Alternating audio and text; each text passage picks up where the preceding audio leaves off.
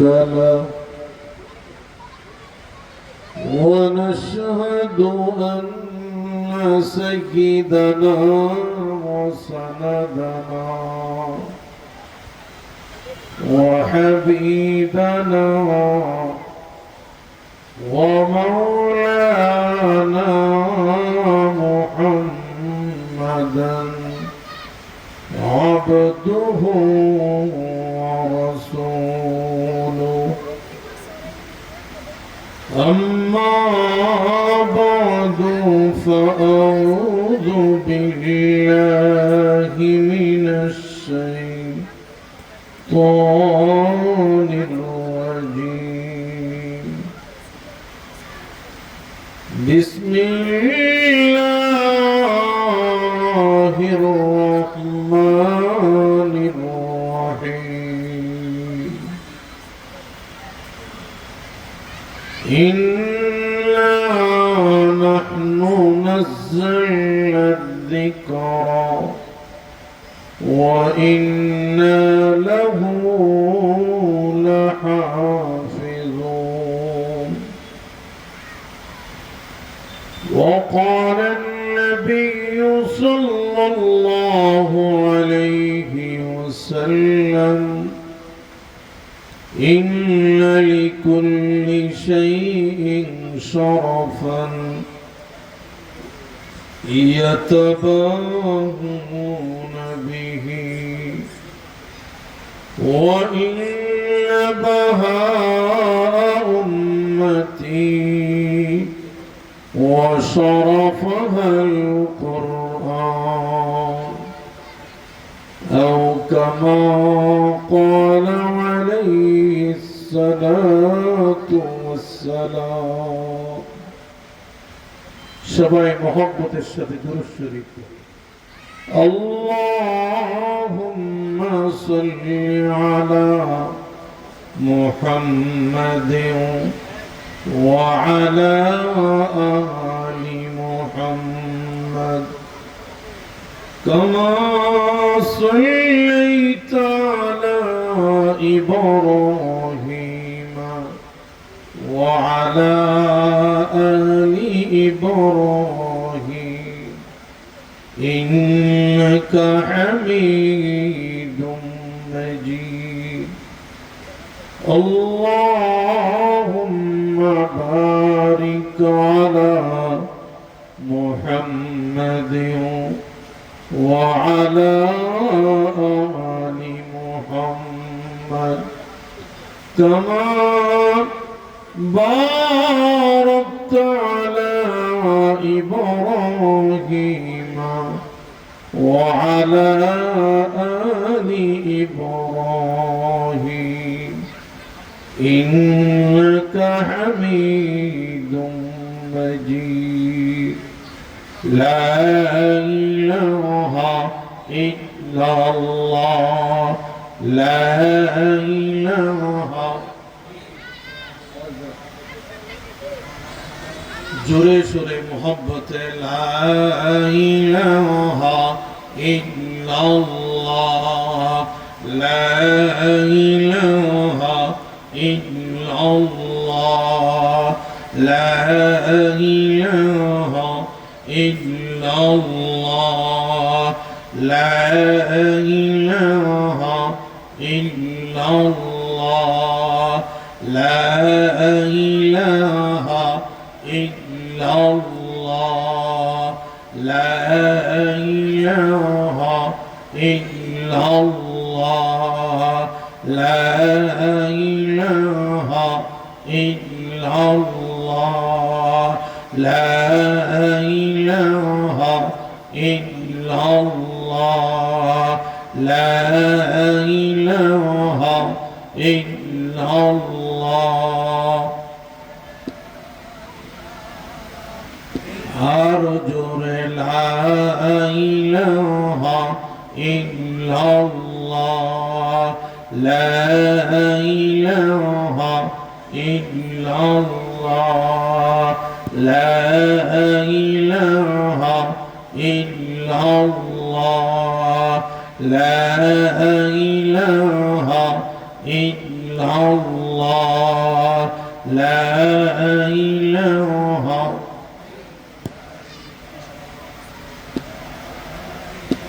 لا إله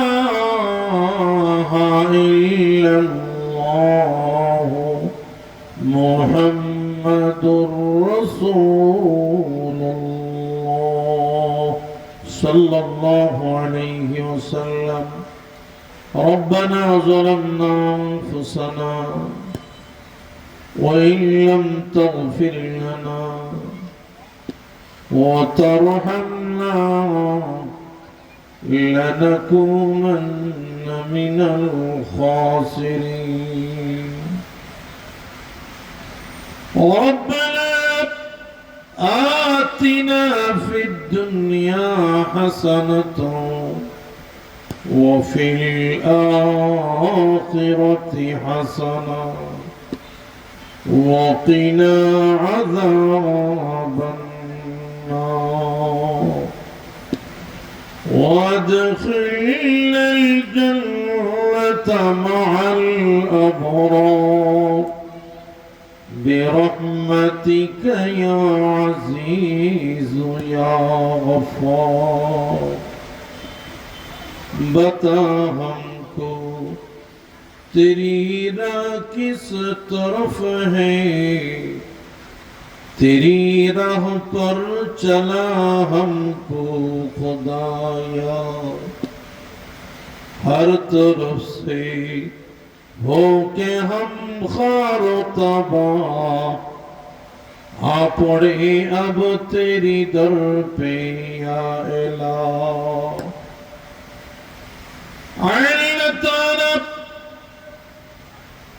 অনেক বড় বড় উলামায়ে কেরাম সাদা দাড়িওয়ালা মুরব্বি নওজোয়ান কচি কাঁচা নাবালেক মাসুম বাচ্চা আল্লাহ পর্দানিশীন মা বোনদেরকে সঙ্গে নিয়ে গোটা জিন্দেগীর গুনাহগুলো সামনে হাজির করে ভিক্ষুকের মতো কাঙ্গালের মতো তোমার শহীদ দরবারে দুই দুই হাত বাড়াইলাম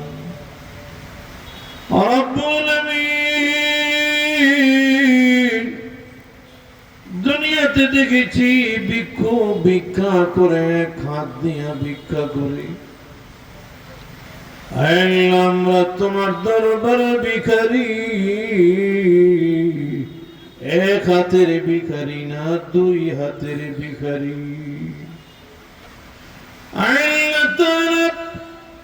দুনিয়ার ভিক্ষুক আল্লাহ এক বাড়িতে গেলে ভিক্ষা না পাইলে ওই বাড়ি পরিবর্তন করে অন্য বাড়িতে চলে যাইতে পারে আল্লাহ ওই বাড়িতে ভিক্ষা না পাইলে আবার ওই বাড়ি পরিবর্তন করে আরেক বাড়িতে চলে যায় আল্লাহ আমরা তোমার দরবারে এমন ভিখারি তোমার দরবার থেকে ভিক্ষা না পাইলে আর কোন যাওয়ার দরবার নাই আল্লাহ তাআলা কেউ 30 বছর কেউ বা 50 বছর 70 80 90 বছরের গুনাহ নিয়ে আল্লাহ তোমার সেই দরবারে ক্ষমা চাই মেহেরবানি করে আমাদের জিন্দেগীর সমস্ত গুনাহগুলো মাফ করে দাও আল্লাহ তাআলা আমাদের পক্ষ থেকে কোটি কোটি দরুদ ও সালাম সোনার মদিনায় নবীজির রওজা মুবারকে পৌঁছায় দাও আল্লাহ तमाम পৃথিবীতে যত মুসলমান নারী কবরে শুয়ে আছেন আল্লাহ মেহেরবানি করে প্রত্যেকের জিন্দেগীর গুনাহগুলো মাফ করে দাও আল্লাহ আমরা যারা হাত বাড়াইলাম কার জানি মা নেই কার জানি বাবা নাই আল্লাহ কার মা কার বাবা না জানি জাহান্নামের আগুনে দাও দাও করে জ্বলতেছে রব্বুল আলামিন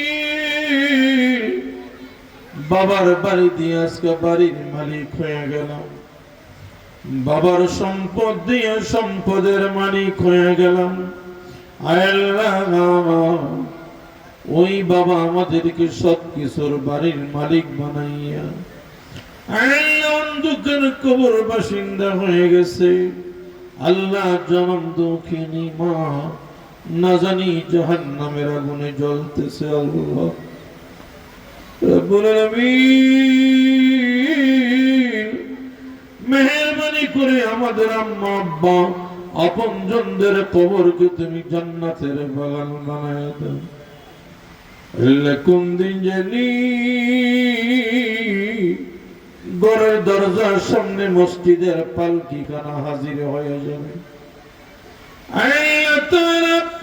ছেলে মেয়েগুলো আব্বা আব্বা বলে চিৎকার দিবে, আর জবাব দিতে পারবো না।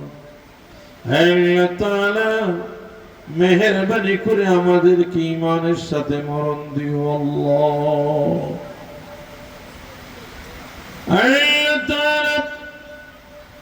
কত মানুষের জানাজার নামাজ পড়েছি, কত মানুষকে নিজের হাতে দাফন করে দিয়েছি। কোন দিন জানি আমাদের জানাজার নামাজ আরম্ভ হয়ে, কোন দিন জানি আল্লাহ আমাদেরকে কান্দে নিয়ে এমন একটা বাড়ির দিকে রওনা দিবি যেই বাড়িতে গেলে আর জীবনে কোনোদিন ফিরে আসতে পারবো না। প্রাণের বিবি চলে যাবে আর তো সঙ্গে আসবে না, আদরের ছেলে চলে যাবে আর তো আব্বা ডালবে না। আমাদেরকে তুমি ঈমানের সাথে মরণ দিও, বেঈমান অবস্থায় আমাদেরকে মরণ দিও না। ওয়াসাল্লাল্লাহু তাআলা আলাইহি ওয়া আলা আলিহি ওয়া আসহাবিহি আজমাইন। আমিন আমিন বিরহমাতিকা ইয়া আরহামার রাহিমিন।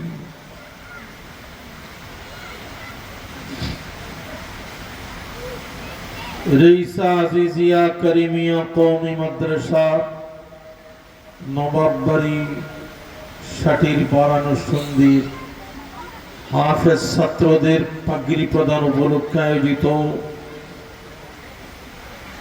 আজকের ওয়াজ মাহফিলের সম্মানিত সভাপতি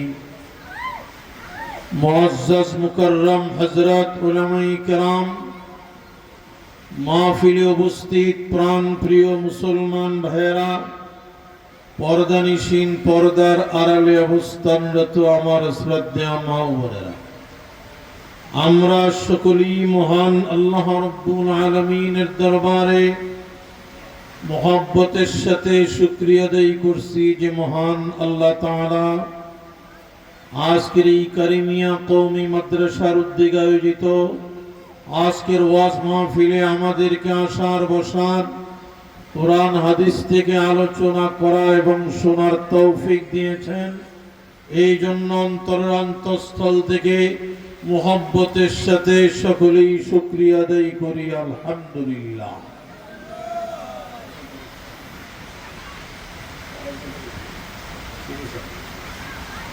অসুবিধা হইতেছে ভাই, এই আওয়াজটা আমার বড় ডিস্টার্ব হইতেছে, এবং বললে তো আর হবে না, বললে কি এর বন্ধ হবে? এটা আপনারা কি কথা বুঝতে পারেন? বুঝলে একটু এই সামনের জায়গাটা একটু বন্ধ করে বসতে পারবেন কষ্ট করে, পিছনে না বসে সামনে আসেন। পিছনে মজা নাই, সামনে না মজা। কি বলেন, উঠেন না কেন ভাই? একটু কষ্ট করে সামনে এসে বলেন, এই সামনের জায়গাটা সবাই একটু আগায় বসে। মাশাআল্লাহ, এই মাশাআল্লাহ, মাহফিলটা সুন্দর হইতে হবে না ভাই আমার? আল্লাহ রাব্বুল আলামিন আমাদেরকে আজকের এই আজিজিয়া কওমি মাদ্রাসার মাহফিলে আমাদেরকে আসার বসার, কোরআন হাদিস থেকে আলোচনা করা এবং শোনার তৌফিক দিয়েছেন। এই জন্য অন্তরের অন্তঃস্থল থেকে মহব্বতের সাথে সবাই শুকরিয়া আদায় করি আলহামদুলিল্লাহ। অসুবিধা হইতেছে ভাই? আমি আপনাদের সামনে কোরআন শরীফ থেকে একখানা আয়াত আর মুহাম্মদুর রাসূলুল্লাহ সবাই বলেন সাল্লাল্লাহু আলাইহি ওয়াসাল্লাম নবীজির একখানা হাদিস পেশ করেছি। এই আয়াত এবং হাদিসকে সামনে রেখে কিছু কথা বলার আর আমাদের সকলকে ওই অনুযায়ী শুনে আমল করার তৌফিক দান করেন। জোরে বলি আল্লাহুম্মা আমিন। আর জোরে বলি আমিন। আমি আপনাদের সামনে কোরআন শরীফের যে আয়াত তেলাওয়াত করেছি, এই আয়াতে আল্লাহ তাআলা ইরশাদ করেন, নিশ্চয়ই আমি আল্লাহ আমার 30 পারা কোরআন দুনিয়াতে নাজিল করেছি, অবতীর্ণ করেছি।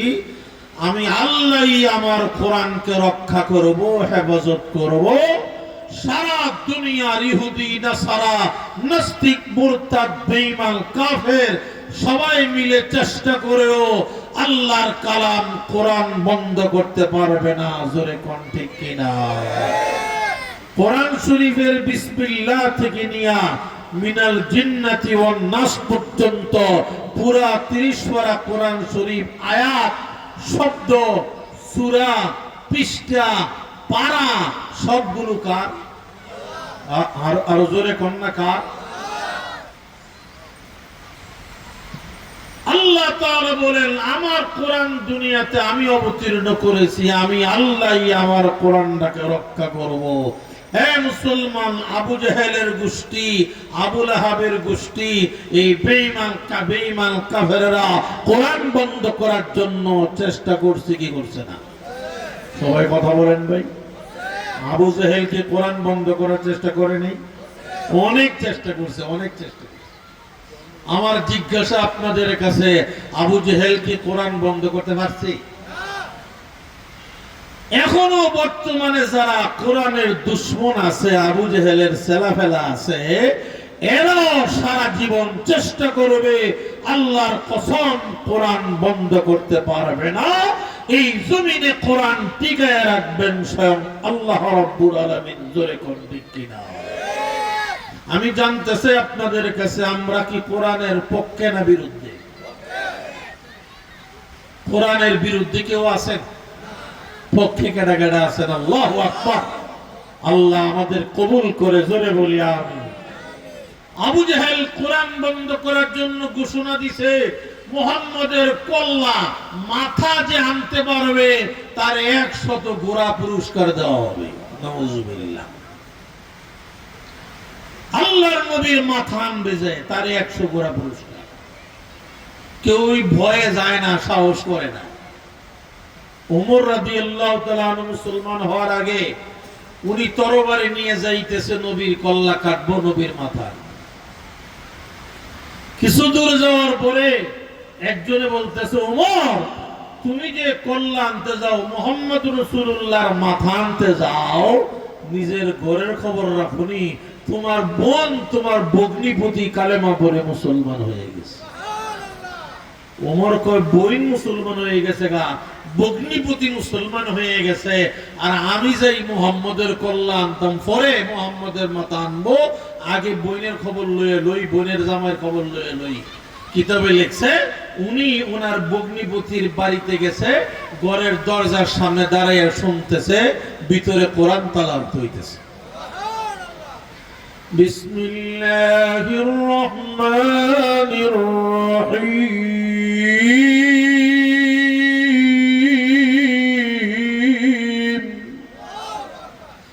তাহা মা আনজালনা আলাইকাল কুরআনা লিতাশকা।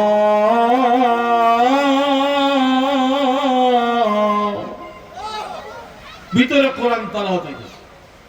একজন সাহাবী ওনার বোন এবং ভগ্নিপতিকে কোরআন তেলাওয়াত শিখাইতেছে। উনি সামান্য একটু কোরআন তেলাওয়াত শুনছেন, ঘরের ভিতরে ঢুকছেন, ভগ্নিপতিকে মারা শুরু করে দিছে।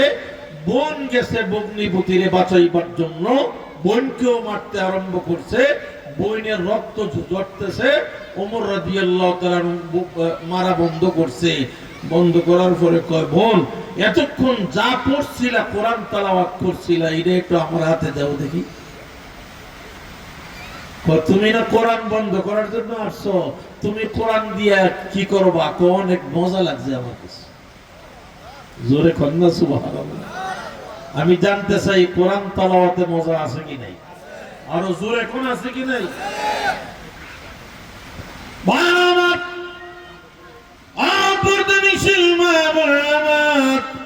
মুহাম্মদুর রাসূলুল্লাহ সাল্লাল্লাহু আলাইহি ওয়াসাল্লাম কোরআনের তেলাওয়াত করেছেন এশা থেকে নিয়ে ফজর পর্যন্ত।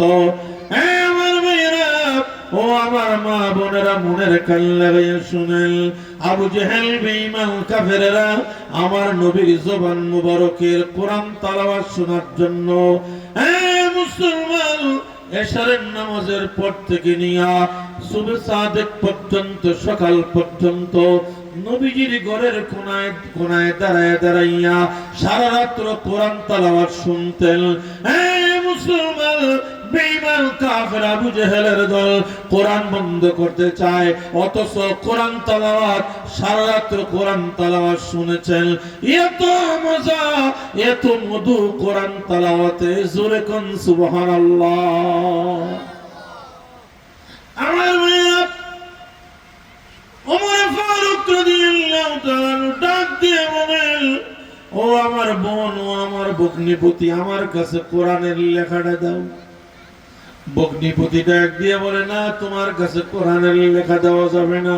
তুমি কাফের, তুমি বেঈমান, তুমি নাপাক, তুমি অপবিত্র, তোমার কাছে কোরআন শরীফের আয়াত দেওয়া যাবে না।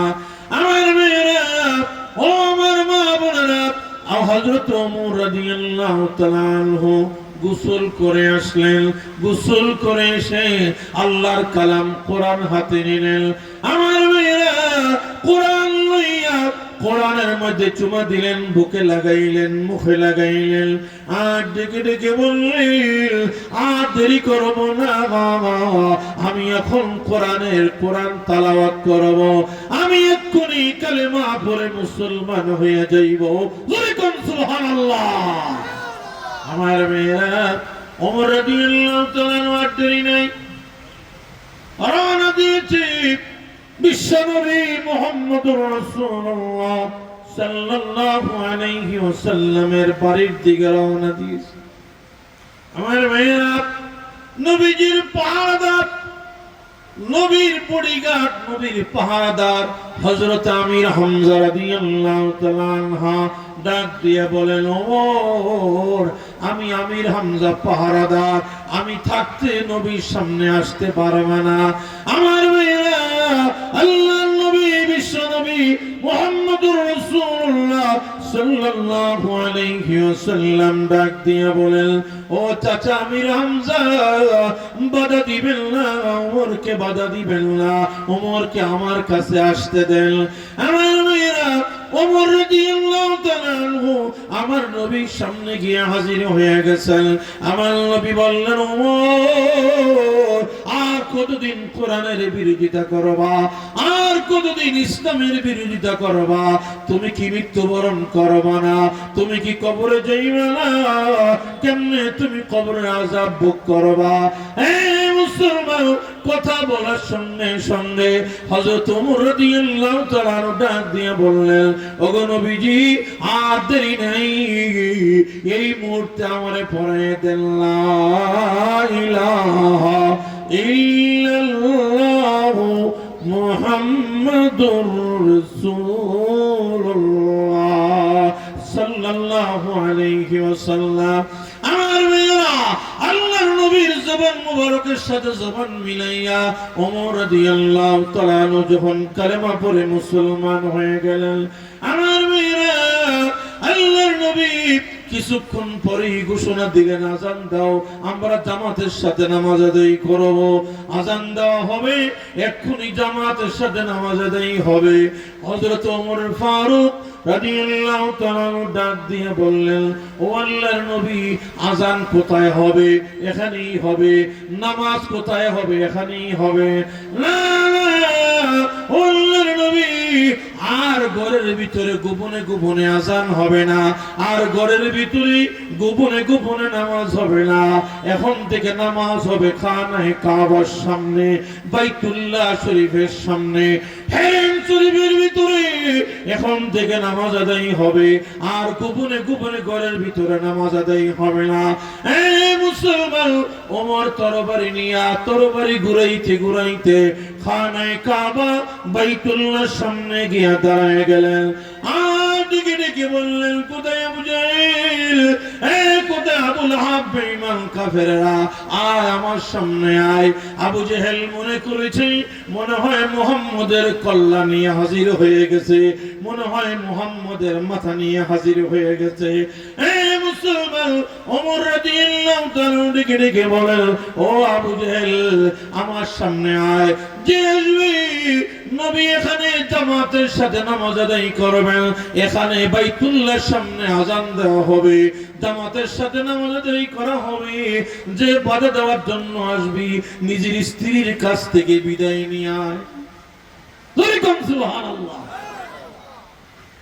আবু জাহেলের দল, আবু লাহাবের দল, ওমর মুসলমান হয়ে গিয়েছে মাথা আনার জন্য, কোরআন বন্ধ করে দেওয়ার জন্য, ইসলাম বন্ধ করে দেওয়ার জন্য আমি গিয়েছিলাম। আমি কালেমা পড়ে মুসলমান হয়ে গিয়েছি। আবু জাহেল আমার সামনে এখন আজানে বাধা দিবা, নামাজে বাধা দিবা যে নিজের স্ত্রীর কাছ থেকে বিদায় নিয়ে আসো, নিজের সন্তানকে এতিম বানাইবার ঘোষণা দিয়ে আসো। ওমরের তরবারি কাউকে খাতির করবে না, রক্ষা করবে না। আল্লাহর নবীর নামাজে বাধা দেওয়ার জন্য আসবে, কোরআন তেলাওয়াতে বাধা দেওয়ার জন্য আসবে। ওমরের তরবারি তার শরীর থেকে, দেহ থেকে মাথাকে বিচ্ছিন্ন করে দিবে। আমার মেয়েরা, আবু জাহেল ভয়ে থরথর করে কাঁপতেছে, আবু লাহাব কাঁপতেছে। পাঠাইলাম কি জন্য, কি হয়ে গেল? মুসলমান, আল্লাহর নবী, বিশ্ব নবী মুহাম্মদুর রাসূলুল্লাহ সাল্লাল্লাহু আলাইহি ওয়াসাল্লাম ডাক দিয়ে বলেন, ও আমার উম্মতেরা, তোমার সন্তানকে কোরআন তেলাওয়াত করাও, কোরআন শিক্ষা দাও। কিয়ামতের ময়দানে তোমার সন্তানকে আল্লাহ ঘোষণা দিবে, ইউকালু লিসাহিবিল কুরআন ইকরা ওয়ারতাকি ওয়ারাত্তিল কামা কুনতা তুরাত্তিলু ফিদ দুনিয়া فإن منزلك عند آخر آية تقرأها। কিয়ামতের ময়দানে একটা কোরআনওয়ালাকে, কিয়ামতের ময়দানে একজন হাফেজ কোরআনকে আল্লাহ অর্ডার দিবেন, ও হাফেজ কোরআন, ও কোরআনওয়ালা, তুমি তেলাওয়াত করো। একটা আয়াত তেলাওয়াত করবে, জান্নাতের একটা তালা হয়ে যাবে। সুবহানাল্লাহ। হাফেজ কোরআন একটা আয়াত পড়বে, জান্নাতের একটা তালা হবে, আর একটা আয়াত পড়বে, জান্নাতের আর একটা তালা হয়ে যাবে। আমার মেয়েরা, হাফেজ কোরআনের পড়া যেখানে শেষ হয়ে যাবে, জান্নাতের তালা সেখানে শেষ হয়ে যাবে। জোরে কোন সুবহানাল্লাহ। আমি জানতে চাই, নিজের সন্তানকে কোরআন শিক্ষা দেওয়ার দরকার আছে কি নাই? জোরে কোন। আপনার সন্তানকে আপনি ইংলিশ মিডিয়ামে পড়ান, ইংলিশ মিডিয়ামের ছাত্র আপনার ছেলে। মুসলমান, আপনার যখন সাকরাত আরম্ভ হয়ে যাবে, আপনার যখন নাকি মৃত্যুর যন্ত্রণা আরম্ভ হয়ে যাবে, মুসলমান, আপনার সন্তান ইংলিশ মিডিয়ামের ছাত্র, যদি আপনার মাথার সামনে বইসা ইংরেজি বইটা 80 বার খতম করে, 80 বার ইংরেজি বই খতম করলো কতবার? 80 বার না, 1500 বার ইংরেজি বই খতম করলেও মৃত্যুর কষ্ট কমবে না। কথা কয় না? জোরে কোন ঠিক কিনা? 2 নম্বর ছেলে, আপনি এমবিবিএস ডাক্তার বানাইছেন, এই এমবিবিএস ডাক্তার যদি আপনি এমবিবিএস ডাক্তারি বই আপনার মৃত্যুর সময় মাথার কাছে বইসা এমবিবিএস ডাক্তারি বইটা তালাওয়াত করে পড়তে থাকে, আমি জানতে চাই ডাক্তারি বই পড়ার কারণে মৃত্যুর কষ্ট কমবনি? 100%-এর ভিতরে 1% কমবো তো?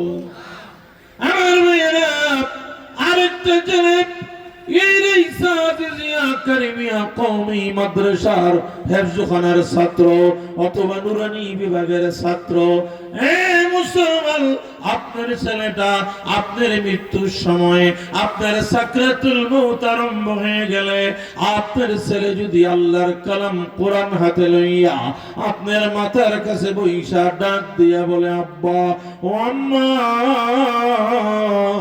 আমি বিশ্ববিদ্যালয়ের ছাত্র না, বাবা, আমি ইংলিশ মিডিয়ামের ছাত্র না, আমি ডাক্তারি বই আমি পড়ি না, আমার কাছে ডাক্তারি বই নাই, বাবা গো, ও আমার মা, আমার কাছে আছে আল্লাহ রাব্বুল আলামিনের কালাম 30 পারা কোরআন।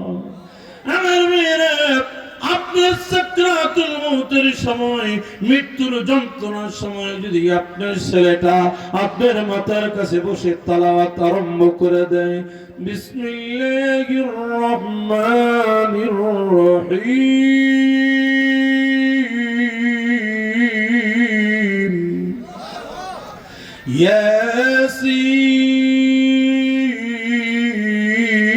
ইয়াসিন ওয়াল কুরআনিল হাকীম।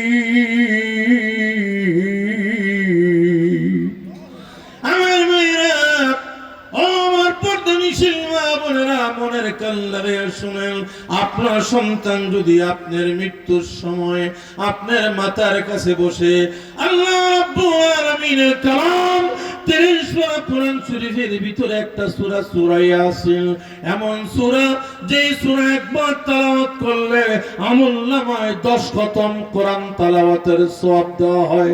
আল্লাহু আকবার। আমার মেয়েরা, আপনার সন্তান যদি আপনার মাথার কাছে বসে ইয়াসিন তেলাওয়াত আরম্ভ করে দেয়, এমন একটা সূরা যে সূরা একবার তেলাওয়াত করলে আমলনামায়, মুসলমান, আমলনামায় 10 খতম কোরআন তেলাওয়াতের সওয়াব দেওয়া হয়। মুসলমান, ফজরের নামাজের পরে যদি ইয়াসিন সূরা কেউ তেলাওয়াত করে, আল্লাহ তাআলা ওই দিনে সমস্ত বালা মুসিবত থেকে তাকে হেফাজত করে। মৃত্যুর সময় যদি আপনার সন্তান আপনার মাথার কাছে বসে ইয়াসিন তেলাওয়াত আরম্ভ করে দেয়, সঙ্গে সঙ্গে আল্লাহ রাব্বুল আলামিন ডাক দিয়ে বলেন, আজরাইল, ও আজরাইল, আর চাপ দিবি না, আর কষ্ট দিবি না। আজরাইল, আমার বান্দার সন্তান তার মাথার কাছে বসে সূরা ইয়াসিন তেলাওয়াত করতেছে, আমি আল্লাহ ইয়াসিনের বরকতে, ইয়াসিনের উসিলায় আমি আল্লাহ তার মা বাবার মৃত্যুর কষ্ট ক্ষমা করে দিলাম। এমন সহজ করে জানটা বের করবি, আমার বান্দা বান্দি যেন কোনো কষ্ট পায় না। মুসলমান, আপনার সন্তান যদি কোরআনের হাফেজ হয়ে যায়, আপনার সন্তান যদি হক্কানি আলেম হয়ে যায়, মুফতি মুহাদ্দিস হয়ে যায়, আমার মেয়েরা, আপনার সন্তান যখন আপনার মৃত্যুর পরে আপনার জানাজার নামাজ পড়াইবে, আপনার সন্তান আপনার মাথা রেখে আপনার লাশের সামনে দাঁড়াইয়া, আমার মেয়েরা, ও আমার পর্দানিশীল মা বোনেরা, আপনার সন্তান আপনার জানাজার নামাজ হয়ে গেছে, আল্লাহু আকবার।